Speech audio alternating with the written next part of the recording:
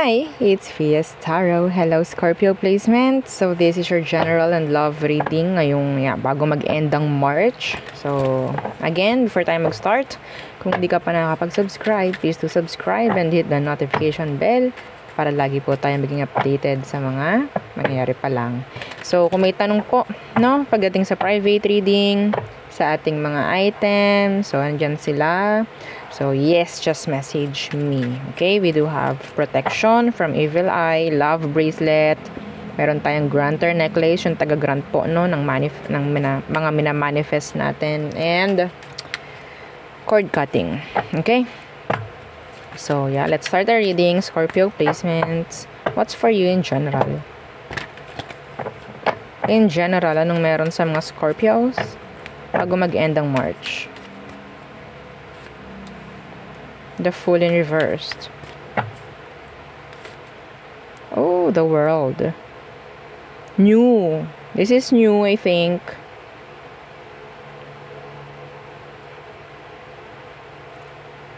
Five of Swords, yeah.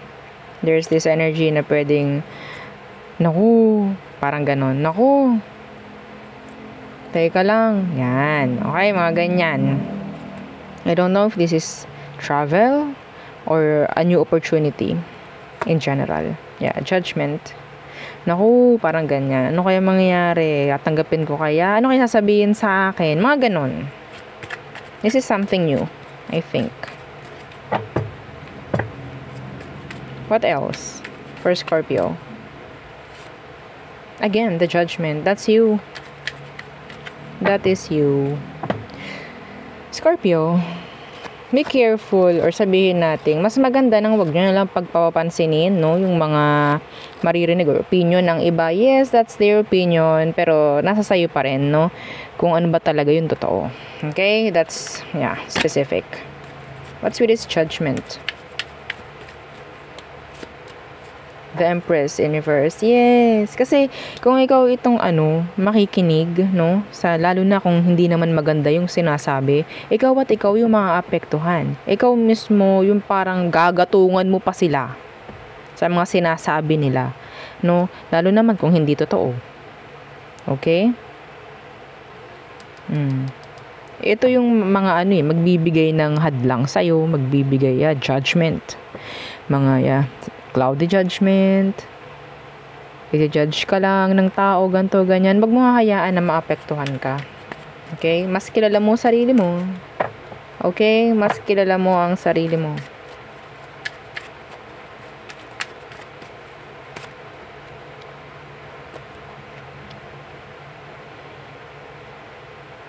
Some of you, may chance talaga na hindi ka dapat maging, sabi natin emotional. Kasi kapag emosyon na, yan na. Oo. Medyo soft tayo pagdating sa emotions, no? Okay? It's like hard on the outside, soft in the inside, no? Parang ganon yung energy. Okay? So, what else? What else for Scorpio? Five of Wands. A challenge. Drama, problem. What's this? Issue. Temperance.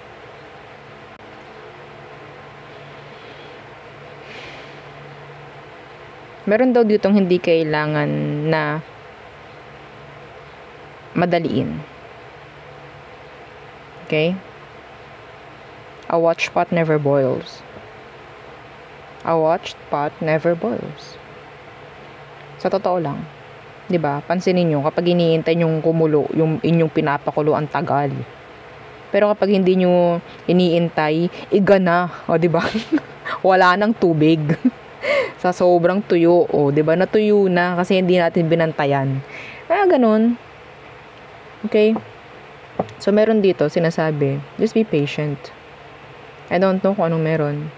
Just be patient. Yeah, the Nine of Swords in reverse. Huwag mo munang masyadong stressin. Huwag mong i-stressin yung sarili mo sa mga sabihin nating gusto mong makuha. Huwag mong lagyan ng limitasyon din yung sarili mo. Huwag mo ring lagyan ng kung ano man. Like, okay, dapat ganito na ako. Enough with that. Okay?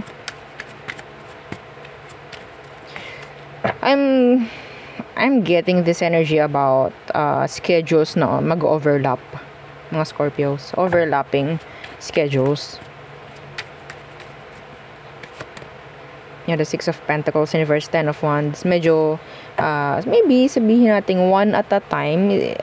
Yung mga schedules ninyo is like kailangan yung ulitin, no? Tingnan nyo, baka may nag-overlap na. Ngayon pa lang po. Ngayon pa lang kung kayo itong maraming gawa, maraming ganap sa buhay, schedules, 'di ba? Tingnan po ninyo, baka may mag-overlap. Okay? Double check if ever.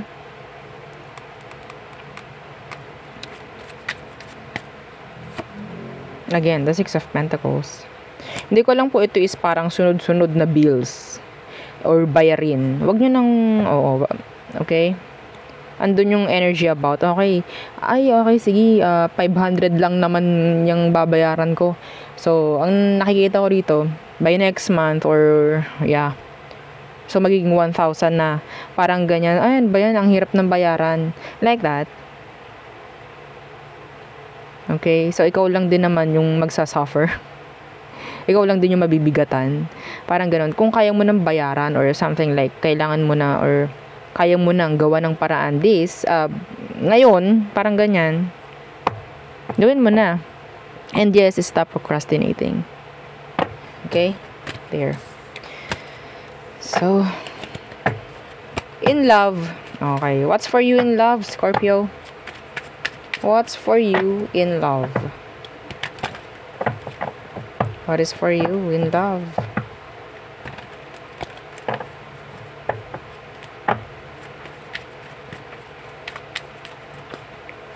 Okay. Seven of Swords. Four of Wands. A secret affair or a secret connection, pero this is Four of Wands. This is Four of Wands. This is something stable. There's this connection na pwedeng, yeah, some of you same gender yung nakukuha ko rito. The Nine of Swords, the Nine of Pentacles in reverse, Two of Cups. I'm sensing pwedeng may mangyaring connection na tago. Okay? Pwedeng may mangyaring connection na tago. Yeah, the Nine of Pentacles.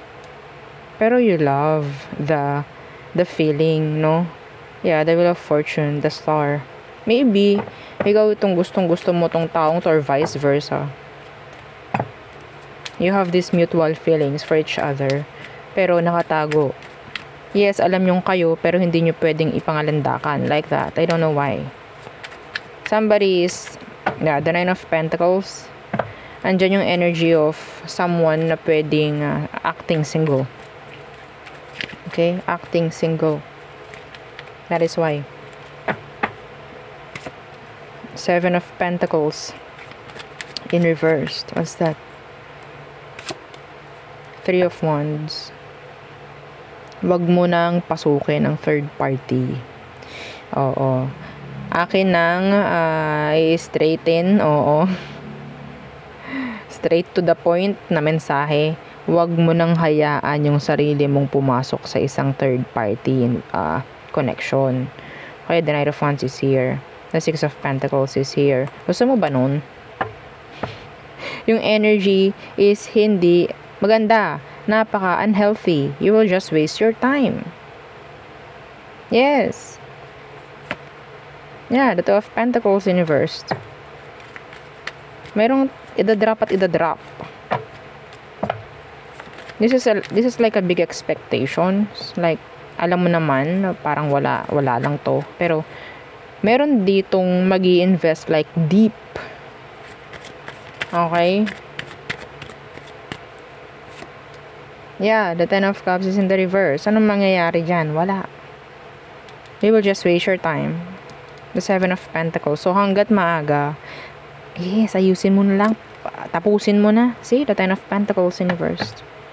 Pwedeng hindi lang ikaw ang mapaperwisyo, may mga nakapaligid pa. Okay, be careful of third party involvement.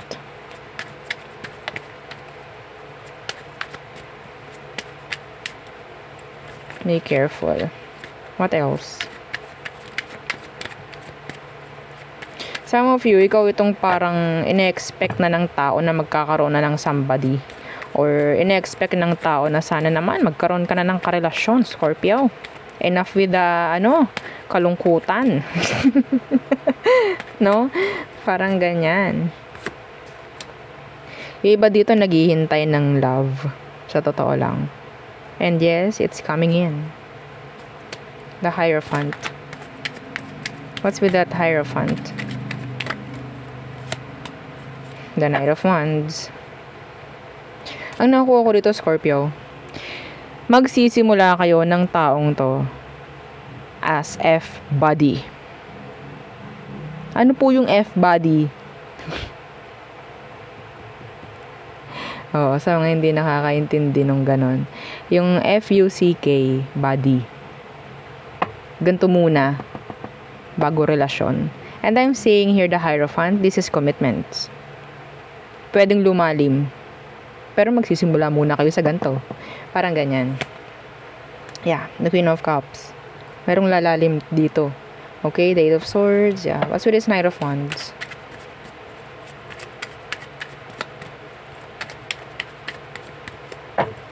Knight of Wands. Hindi mo akalain na pwedeng mag-click to. Yeah, hindi mo akalain na pwedeng mag-click. See, the Six of Wands. The Ace of Swords. May chance na magkaroon ng magandang outcome. Yeah. Six of Wands, that's victory. Success. Ace of Swords, sabihin nating openness. Transparency. Okay? Pwede ka magtiwala dun sa tao.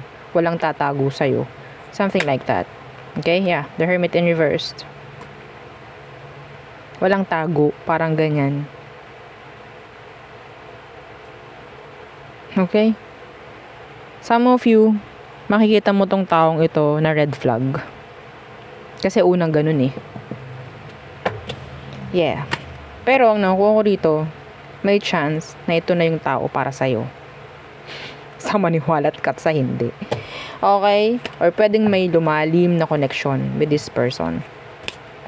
Pero yes, you will see them as a big, big, big red flag.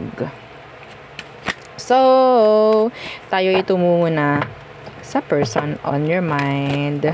Scorpio. Who's this? The person on your mind. Sino itong taong to? The person on Scorpio's mind. Who's this?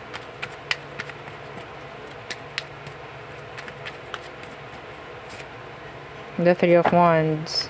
You have big expectations, no, with this person. For this person, maybe. Let's see. What's with the Three of Wands? The Queen of Pentacles in reverse. Hindi sila showy. Opo. Hindi sila clingy. Hindi sila like totally makikitaan mo ng invested sila sa'yo. They can say no. There's this energy like healthy boundaries na ibinibigay sa'yo itong taong to. Pero yes, yun yung parang rason para lalo kang ma-attract sa kanya. Okay? The Four of Wands in reverse. Some of you, pwedeng may chance na meron tong relasyon na hindi maganda sa ngayon. Unstable. Okay? The Queen of Pentacles, may chance na pwedeng may anak to. So, anong situation meron for you, Scorpio?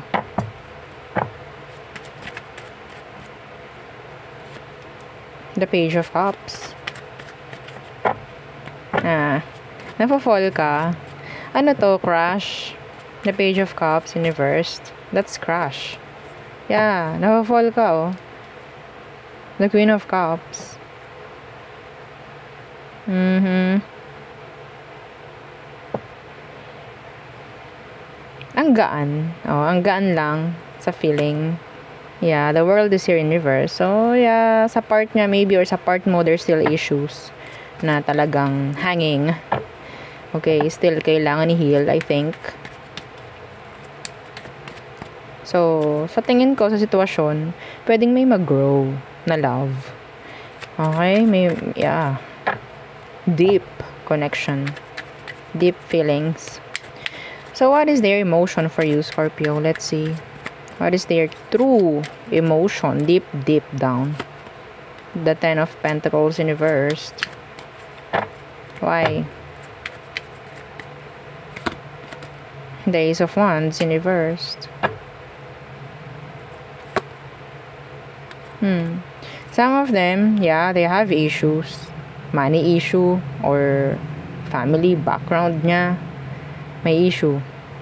The Ace of Wands is here. They have trauma. Yeah. The Ace of Wands universe, sabihin natin, hindi ito totally magi-invest. That is why, andyan yung healthy boundaries ng taong to. Pagdating sa'yo, or maybe vice versa. Emosyon niya kasi, sabihin natin, galing ito sa traumatizing, no, na past. Andyan yung on-off. Meron pang energy about sex-based connection na talagang pinanggalingan ng taong to. So, hindi nawawala pa sa kanya yung mga ganun. So, I think they're not healed. Yeah, they're not healed. That is why. So, maybe, yun nga yung dahilan kung bakit siya ganito. Like, hindi open or hindi vulnerable pagdating sa feelings, pagdating sa emotion. That is why. Okay? Meron silang healthy boundaries. Hindi ko ito masisisi. Yeah. So, maybe they're healing. Yeah. Mabait tong taong to. Sa totoo lang, no, Scorpio? Mabait siya. Genuine. Kung ano pinapakita niya sa'yo, yun. So, what is their next action towards you? The Ace of Pentacles in reverse. So, wala pa tong totally pwedeng may offer sa'yo like solid or concrete na connection. Yeah. Maybe they're not ready. The Ace of Pentacles in reverse. Yeah, the Fool. Yes. Hindi ito sasabak muli, no? Sa sabihin nating seryosong connection. This is new, I think. Yeah, the Knight of Cups is here. May chance na para siyang nagfa-fluctuate, no? Pagdating sa emosyon. Yeah, the Five of Swords. I think may chance na pwedeng matulungan mo itong taong to mag-heal. Kasi every time na you're together, maybe, or sabihin natin nagkikita kayo lang, masaya itong taong to. Parang nakakaramdam siya ng comfort, ganyan. Okay? Pero, next action, sabihin natin, yeah, may chance na pwedeng mag-invest rin sa'yo itong taong to, pero hindi agad-agad. Yeah. They will take risk, pero hindi agad-agad. Oo. May plano to. Okay? Hindi siya para sumugal sa hindi niya sure. Okay? So, siguro, kung makikitaan ka niya ng potential, no? Then, why not? So, what is the potential outcome? The potential outcome, Scorpio. Let's see. Check natin anong potential outcome ninyo. Okay. The Six of Swords in reverse. Yeah, healing. Napaka important. The Six of Swords in reverse. And the Page of Wands. So, wow. Pwedeng may mag-start sa inyo. Okay? Pwede may mag-start. The Sun is here in reverse. It's like, yes, I will take a risk. Parang ganun. Kahit hindi ko sure kung anong mangyayari sa amin. Okay, basta nandito yung Page of Wands. Something like a new beginning. Okay. Parang ganun. Like, okay, I'll go. Parang ganyan. I'll take risk. Parang ganyan. Okay? So, pero dapat hinay-hinay lang to. Hinay-hinay. Masyadong na-traumatize tong taong to eh. See? The Three of Cups. Kung kaya nyo maging friends muna, whatsoever, yes. Mas maganda yun. Okay? Just be open. Para sa isa't isa. Parang ganyan. Yeah. Oops. So, ano na ba? Nasa na ba tayo? All signs. Okay. For you, Scorpios. Aries through Pisces. The zodiac sign you're dealing with or dealt with. Let's see. Okay. Aries through Pisces. Okay.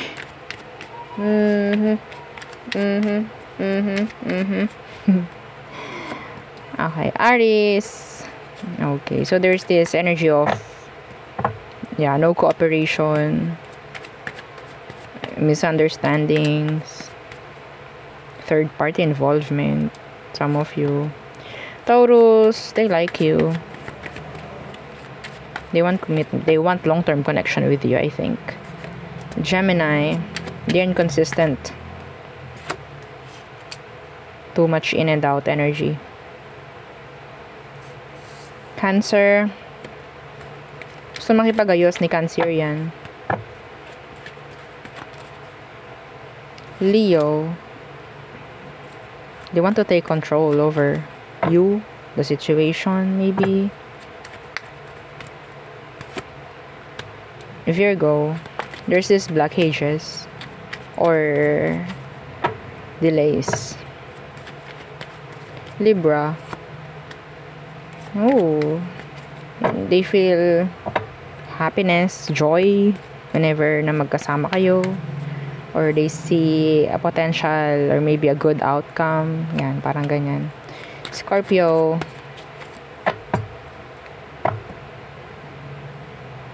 held back. I don't know. Wala akong masyadong makuha pa dito from this Scorpio. Not much action. Sagittarius, needs healing. Capricorn, ayaw nila ng waste of time. Okay? Gusto nito seryoso. Okay. Aquarius, marami ka pang malalaman kay Aqua, I think. Pisces, no stability, no long-term connection. Some of you, there's this energy about separation. Okay, so there, yun ang aking reading for you, Scorpio placements. Again, please don't forget to like, share, and subscribe, and follow our FB page and yung ating second YouTube channel na Love Letter. Nasa description box below yung kanyang link. Thank you. Bye.